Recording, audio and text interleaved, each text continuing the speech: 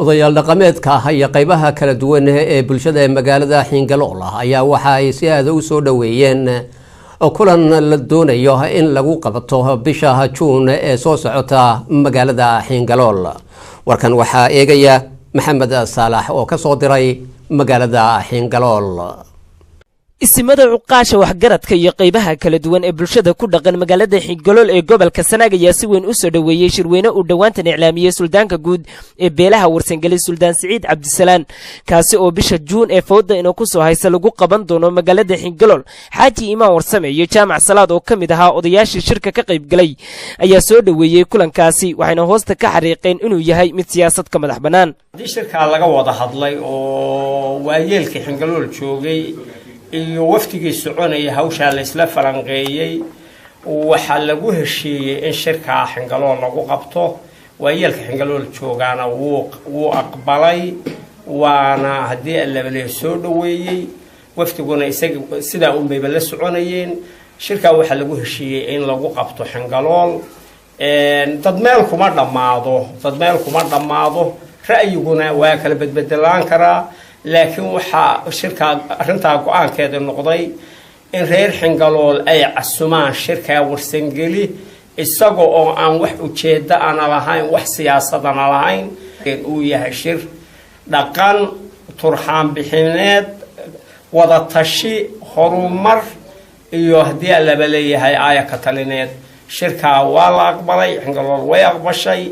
وانا عسنتي ديار بانا لو يهي ادنا waa loogu faraxsan yahay codsiguna wuxuu yahay oo aan u jeedinayna oo kaga faa'iideysanayna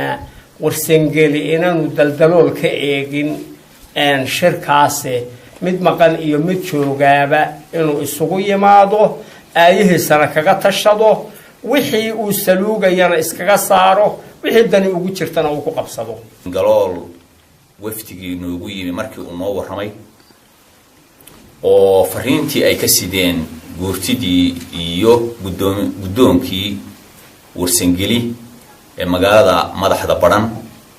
ay ka soo qaadeen fariintii ay ka sideen wayna soo gaarsiiyeen taasoo ahayd shir Warsangeli oo shir dhaqameeda oo dantiisa uu Warsangeli kaga tashanayo in la go'aansaday in Xiingalool lagu qabto oo shirkaasi uu Xiingalool ka dhaco xilliga soo socda hadii Ilaahay uu yiraahdo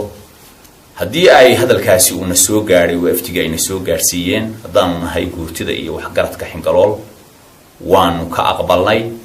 shirka waanu aqbalnay inaan gogoshiisa Xiingalool laga dhigto xilliga uu hadii beedankeedii leeyahay Warsangeli uu isla go'aansaday Warsangelina uu ka soo qayb galo aan ku soo dhaweeyno hadaan nahay Xiingalool waanu qaadanay barnaamijkaas shardigiisuna waxa uu yahay inuu shirkaasi uu yahay uu ka xaaraansan yahay haba yaraatay wax siyaasad la yiraahdo uu ka xaaraansan yahay in cid u shaqeeya ama maamul u shaqeeya ama hadii beedankeed leeyahay siyaasiya uu yahay shir beeleed uu kaga tashanayo Warsangeli aayihiisa iyo turxaan saarkiisa iyo horumarkiisa iyo nabadgelyadiisa shirkaas Xiingalool shardiga ay u yeeshay kaaweeye gudigana waanu isla qaadanay inay sida uu shirku uu ku salaysan yahay shir nabadgelyo iyo horumar. Abdulqaadir Maxamed Guuleed oo kamid ah qabanqaabiyaasha shirka ayaa u mahadceliyay bulshada reer Xiingalool sida ay shirka u soo dhaweeyeen. Alxamdulilaahi rabbil caalamiin sidii ummad islaami isu sharafi jirtay sidii ugu sharaf badnayd waanu isu sharafnay oo aanu isugu nimi shirkii iyo wanaagiisii iyo walaaltinimadiisina way ka soo baxday natiijada ka soo baxda waxaad ka dhageysan doontaan insha Allah meediyaha aad ka arki doontaan iyada oo aan dadkii magaalada joogay dhamaan walaaltinimo iyo wanaag ku kulanay waxaanu isula nimina aanu isku afkaranay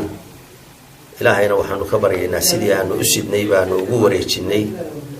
iyaguna waa naga aqbaleen. Maxamed Saalax TV-ga caalamiga Somali Channel magaalada Xiingalool.